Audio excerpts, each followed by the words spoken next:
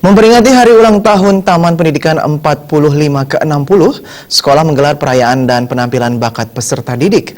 Kegiatan ini bertujuan menanamkan pikiran positif kepada seluruh lapisan sekolah dan sikap optimisme menghadapi masa depan.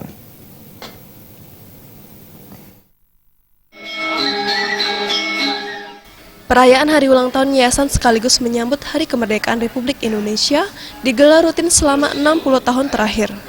Kegiatan ini dihadiri oleh Kabid Pembinaan SMP Kota Denpasar Iwayan Suparte, Veteran Republik Indonesia, Ketua Umum Yayasan TP 45, guru, staf, dan siswa-siswi SMP, SMA, SMK, dan Perguruan Tinggi Taman Pendidikan 45. Dalam kegiatan ini diumumkan 4 guru dan dosen berprestasi, 1 pegawai berprestasi, dan 4 siswa dan mahasiswa berprestasi. Ketua Umum Yayasan Taman Pendidikan 45 Ngurah Gede Ambara Putra mengatakan, kegiatan pengumuman prestasi ini bertujuan memberikan kesadaran baru untuk tidak menggeser sedikitpun penegakan kedisiplinan dan meningkatkan mutu sekolah. Untuk itulah pada HUT yang ke-60 ini kita selalu menginginkan optimisme itu selalu dibangkitkan, digelorakan.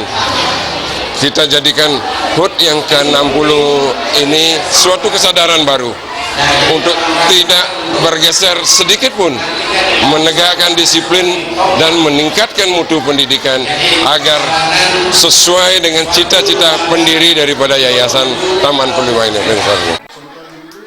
Sementara Kabid Pembinaan SMP Kota Denpasar Iwayan Suparte mengatakan, upaya memajukan Taman Pendidikan 45 melalui 3 faktor, yaitu manajemen, sumber daya manusia, dan proses yang baik. Jadi momentum ini adalah momentum yang sangat baik bagi yayasan. Jadi untuk melakukan introspeksi dalam segala hal tentunya bersama-sama dengan tim pengelolanya. Jadi sehingga harapan kita Yayasan Taman Pendidikan 45 ini yang mengelola satuan pendidikan dari SMP, SMA, SMK. Ini kedepannya semakin menunjukkan prestasi yang menggembirakan, karena bagaimanapun juga yayasan ini ikut memberikan warna dalam pembangunan pendidikan di Denpasar. Memperingati HUT sekolah, Taman Pendidikan 45 pun mengadakan serangkaian lomba dari bulan Maret sampai Agustus 2017. Pada kesempatan ini diumumkan pemenang lomba diantaranya Lomba Busana Kepura, Lomba Baca Puisi, Lomba Baca Pembukaan Undang-Undang Dasar 1945, Lomba Nyurat Aksara Bali, Ngelawar, Membuat Pejati, Mekidong, dan Membuat Penjor.